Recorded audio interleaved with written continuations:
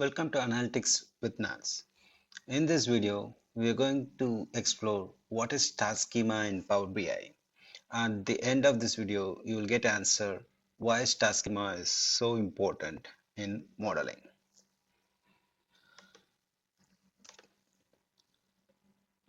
Let us explore our business scenario where we are exploring our Power BI using this Naga garments, considering the fact that a garment owner wants to build a dashboard on his own, what are the things he need to consider building a dashboard using a Power BI?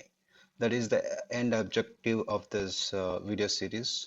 So if you haven't watched my previous videos, just watch my previous videos how to create a simple dashboard in minutes so that you will be in a flow. Before jumping into today's topic, I want to introduce two important concepts: fact versus dimensions. Fact is your what you want to analyze is your fact, and dimension is your by which you want to analyze is your dimensions. Meaning, like, if you want to know your sales, profit, and what my customer preferences, so these are the things considered as your facts or measures, a numerical quantity, that quantifiable quantity, or those things are considered as facts. These measures are fact. You want to see it in different angle or perspective. Like, there are 10 million sales happened. In this location, how much it has sold, and in this product, how much it has sold. So those things are considered as dimensions. The facts, you can view it in different perspectives, is called your dimensions. So this is what your fact and dimension is. With this note, let us move on to our today's topic. So before star schema, this is our data that we have built simple dashboards. One of the disadvantages of having this data, I mean, like, you cannot have a data in a single table as such you are seeing it over here. The problem over here is like you have a receipt number, bill number, and the sales is happening in different locations. If you maintain your customer information for each receipt like this, then you will end up in repetitive. You see, Naga, this guy, has purchased on 2nd Feb here, and again he purchased on 3rd March, and you need to repeat the information. Okay, it becomes very complex in case of memory. Okay, the memory consumption will be more. Because of that, performance impact will be there. Not only the customer, even the product information, if you're maintaining in a single table, so everything will be repeated like that. Okay, so this is the main disadvantage. You end up if you have all your information in a single table. This is the why we need to go for modeling, data modeling, that is your star schema. Let us see it in our next slide. So this is our previous slide table, and from this model, this is a one kind of model, and it's a flattening the table. Now instead of this, we need to convert our table into fact and dimensions. As I said, the facts are nothing but your numerical quantity. So whatever quantity you want to analyze, item price, quantity, tax amount, discount amount, those things you need to keep it in your fact table. Whereas your repetitive information, the customer name, all these things, if you consider it's a repetitive, you need to keep it in another table, dedicated table for it. So for customer information, you maintain it here. This table is considered as your dimension table, and there won't be any duplicate. Here in this customer table, you will have one entry per customer.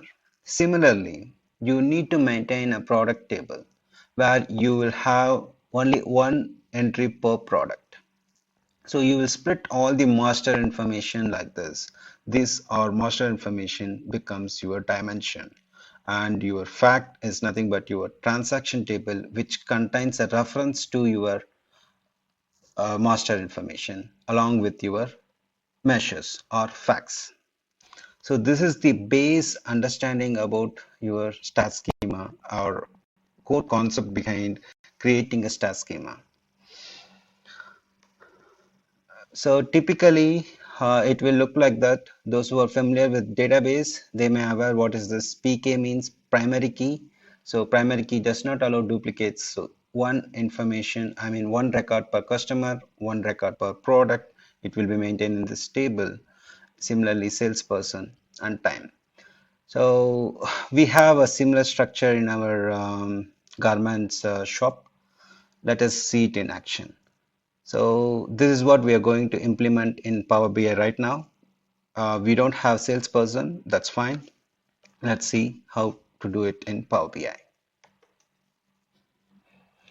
Before that, let's see the data. This is our fact, and we have our customer, product, and date. Okay, I have different tables maintained here. So in fact table, you need to maintain one reference, the customer name. Let's create and import this in Power BI and create a star schema.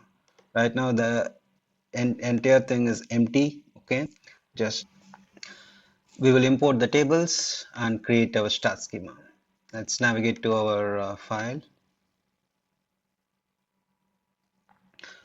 I need all these tables, so let me choose and click on load. So it was quick. I got my 4 tables. So now our focus is on our modeling. This is your modeling tab. Now these tables are not related. As I pointed out in a previous video, when the tables are not related, then these we cannot interact with these 2 tables. We cannot filter category name to analyze the sales amount, and you cannot filter the analyze by year for sales amount. So you need to create relationship. I want to choose manage relationship for one of the table. So choose your fact table. Before that, let me rename this to fact sales. Fine, because data is a little confusing. First, I want to create a relationship with the customer. So choose your fact sales, then choose your customer here. Then just you need to choose on top of the customer name column and customer name column in this table. So it will say like, what was this? There should be, come on. I think there's some issue in this data. Let's see, what was that? Yeah, you see the nulls, so it should be unique. Okay, that's why. So you will face similar issues, guys. So what you need to do is remove blank rows. That will clear your data. Let's see any shocks here. No. Okay, then close and apply.